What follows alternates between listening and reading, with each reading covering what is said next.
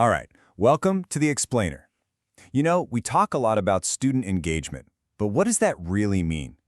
It's one of those terms we all use, but I think we can get a lot clearer on what it is and, maybe more importantly, what it isn't.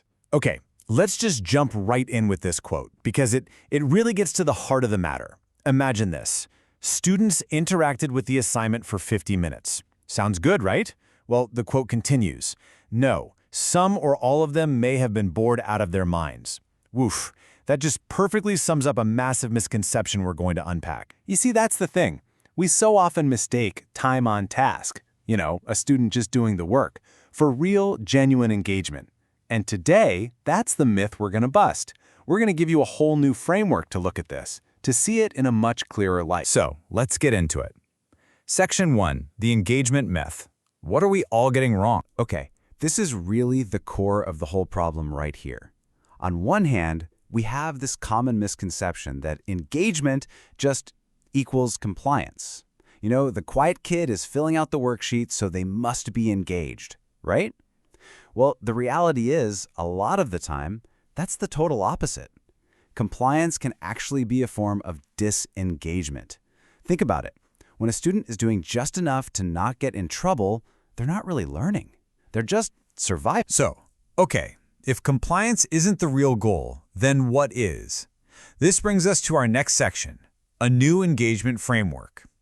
This is where we start seeing things clearly. So this journey for a better way to think about this starts here with what's called the Engagement Continuum.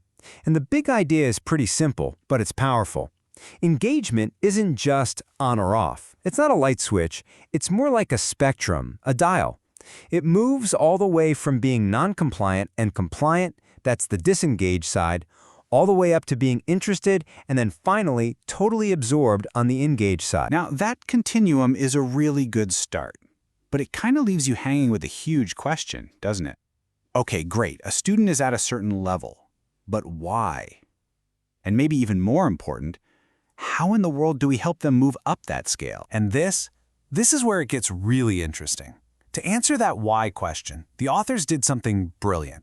They took that straight line, that continuum, and they basically bent it into a 2x2 grid. This is the engagement matrix. And what it does is add two super important variables. Along the bottom, you've got the student's relationship to the actual task. And then, up the side, you have their relationship to all those external things, grades, praise, the teacher. This is our new map for understanding engagement. So let's break this down. Take a look at those 4 boxes. Now, pay close attention to the left side of the matrix. You've got non-compliant and compliant. See what they have in common? For both, the relationship to the task is low. They just don't enjoy it. The only thing separating them is that the compliant student is motivated by something external, a grade maybe. And here's the light bulb moment. That means they are both fundamentally disengaged from the learning itself.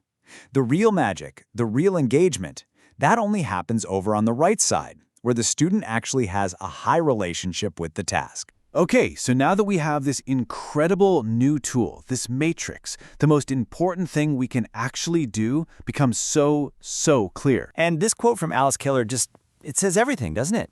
If you are complaining about your students, change your lesson plans. Wow. That just puts the power and the responsibility right back in our hands where it can actually make a difference. So what's the big goal here? When you look at the matrix, the path forward is crystal clear. Our job is to move students from the left side of this thing to the right side. We want to shift them away from just being compliant and get them to be genuinely interested. And how do we do that? How do we make that big shift happen? Well, the answer is surprisingly simple, but it is so profound. You have to change the task. That's it. This isn't about finding new ways to enforce compliance. It's about designing better lessons that actually spark interest. All right, so let's make this real. Enough with the theory. How do you actually do this in a classroom? Let's look at a couple of hands-on strategies that bring this whole idea to life. Okay, strategy number 1 is all about breaking patterns. We've got to shift the focus away from just the final answer and put it on the learning process. You know what I'm talking about. That whole game of school where kids learn that the only thing that matters is getting it right the first time. We need to break that cycle. And check this out. This is such a cool example. It's a Google Jamboard puzzle. But look, it's not just about solving the puzzle. There are frames for attempt 1, attempt 2, and attempt 3. See what that does? It immediately shifts the focus. It's not about getting it right on the first try anymore. It's about the process, right? It's about the struggle, the trying again, the learning that happens when you don't get it right away. Suddenly, you're rewarding the effort, not just the final product. All right, strategy number 2 is another big one. Offering choice. This is one of the most powerful ways you can change a task, because when you give students agency, when you give them some control, it's a direct line to making them care more about what they're doing. And this is just a really simple but kind of elegant way to make that happen.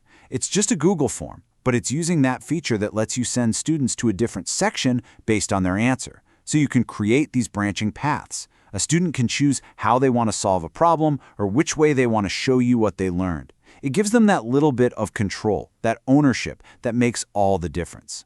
All right, so we've covered a lot. What's the one big takeaway here? What's the thing you should really remember from all of this? Well, you can actually boil it down to a pretty simple formula. Real engagement equals enjoyment of the task plus a reward for doing that task.